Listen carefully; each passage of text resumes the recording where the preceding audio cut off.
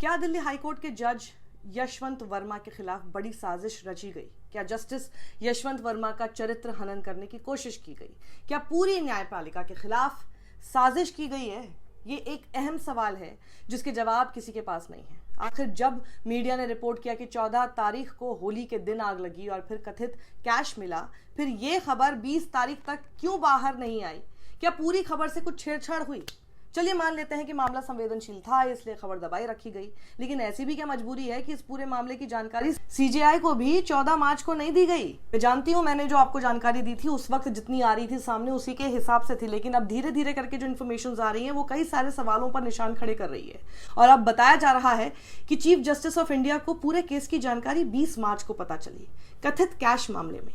क्या ये पूरा मामला आपको संदेह भरा नहीं लगता है कि इस पूरे वाक्य के बाद हरीश साल्वे का कलीजियम पर सवाल उठाना और एनजेएसी यानी राष्ट्रीय न्यायिक आयोग की प्रशंसा करना, जब सुप्रीम कोर्ट ने ही एनजेएसी को खारिज करते हुए कह दिया था कि जज ही जज की नियुक्ति करेगा, अब लोग कह रहे हैं कि ये जस्टिस के साथ साथ पूरी न्यायपालिका को बदनाम करने की साजिश चल रही है। सुप्रीम कोर्ट के पूर्व जस्टिस काटजू ने तो ये कह दिया कि भारतीय मीडिया ने तो येलो जर्नलिज्म की सारी सीमाओं को लांघ दिया है।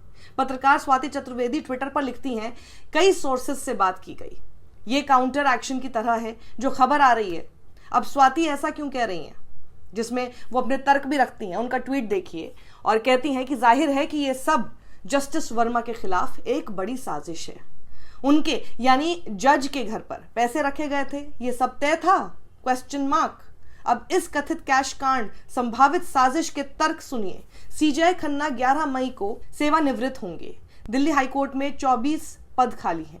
डीके उपाध्याय जो इलाहाबाद हाईकोर्ट से बॉम्बे हाईकोर्ट गए थे, अब दिल्ली में चीफ जस्टिस दिल्ली हाईकोर्ट के पद पर आ गए हैं। अब उनके साथ साथ 2 और अन्य न्यायाधीश हाईकोर्ट के न्यायाधीशों के नाम की सिफारिश करने वाले कॉलेजियम के सदस्य हैं और जस्टिस यशवंत वर्मा उस कॉलेजियम के तीसरे सदस्य हैं।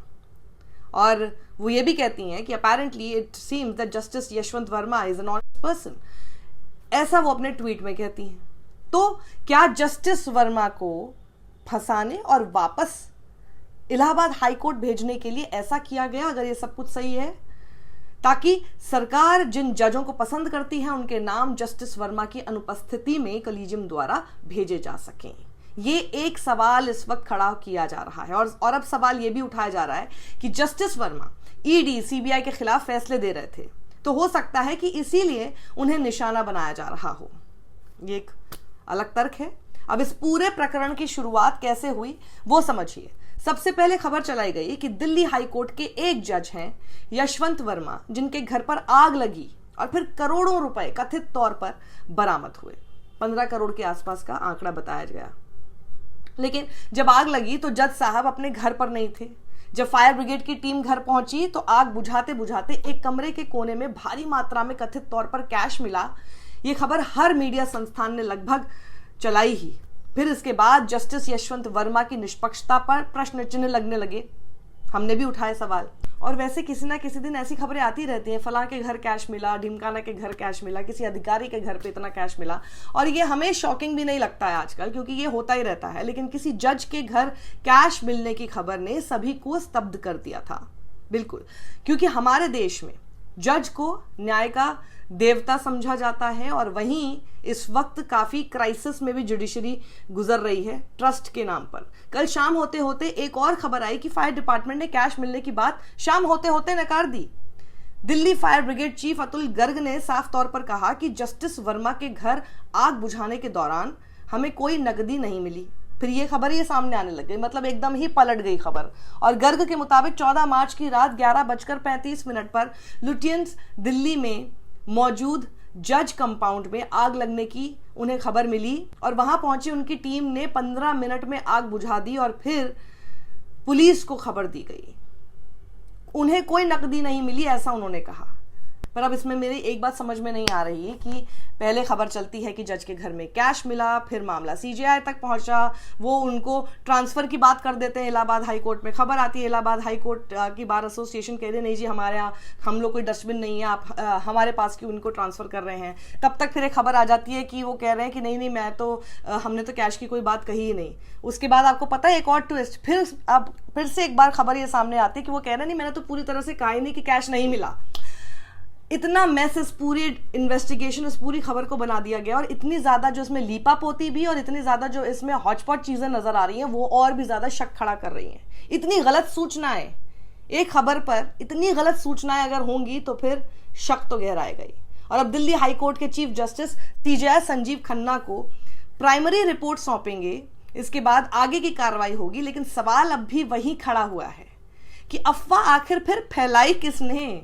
एक सिटिंग जज के खिलाफ कौन है जो न्यायपालिका की छवि धूमिल करना चाहता था, और इस बात की जांच जरूर होनी चाहिए कि फेक खबर फैलाने वाला कौन था। पहले क्यों माना गया कि कैश मिला, बाद में कहा गया कैश नहीं मिला, और फिर बाद में कह रहे कि नहीं पूरी तरह से तो हमने ऐसा कुछ कहा ही नहीं।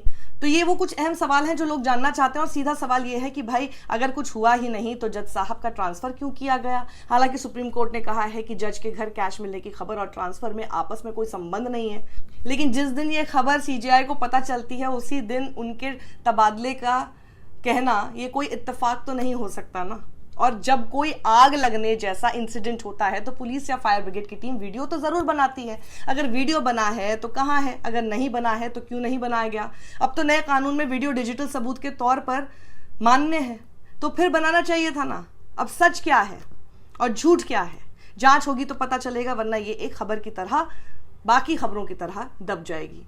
राज्यसभा में भी इस कथित कैश कांड का मुद्दा कांग्रेस सांसद जयराम रमेश ने सदन में उठाया तो सभापति जगदीप धनखड़ ने जवाब देते हुए कहा कि सिस्टम में पारदर्शिता और जवाबदेही जरूरी है और इस मुद्दे पर एक स्ट्रक्चर्ड डिस्कशन कराएंगे। वहीं सुप्रीम कोर्ट की बार एसोसिएशन के अध्यक्ष कपिल सिब्बल ने कहा कि मुझे मामले की बारीकियों की जानकारी नहीं है, लेकिन निश्चित रूप से न्यायपालिका के अंदर भ्रष्टाचार का मुद्दा बहुत गंभीर मुद्दा है। सिब्बल ने कहा कि अब मुझे लगता है कि वक्त आ गया है कि सुप्रीम कोर्ट इस पर विचार करे कि नियुक्ति प्रक्रिया और अधिक पारदर्शी होनी चाहिए। हरीश साल्वे ने तो पूरे कॉलेजियम सिस्टम को ही गलत बता दिया है। अब साल्वे ने कहा है कि राष्ट्रीय न्यायिक नियुक्ति आयोग NJAC के खिलाफ सुप्रीम कोर्ट का फैसला गंभीर रूप से त्रुटिपूर्ण था। आपको याद है कि जज की नियुक्ति के लिए सरकार ने आयोग बनाने का प्रस्ताव दिया था, लेकिन बाद में सुप्रीम कोर्ट ने NJAC को खारिज करते हुए कहा था कि जज ही जज की नियुक्ति करेंगे। दरअसल अब जब सभी चीजों की नियुक्ति सरकार ही कर लेगी तो जज क्या करेंगे, ये भी तो एक बड़ा सवाल है। अब इसी कथित कैश कांड में कई एंगल सामने आ रहे हैं, लेकिन मैं कहूंगी इस प्रकरण की निष्पक्ष जांच हो, क्योंकि ये कथित केस न्यायपालिका के मान सम्मान और आबरू से जुड़ा हुआ मसला है। और क्या इसके पीछे कोई षड्यंत्र है, क्या जस्टिस को फंसाया तो नहीं जा रहा है, ये सब भी जानना बेहद जरूरी है।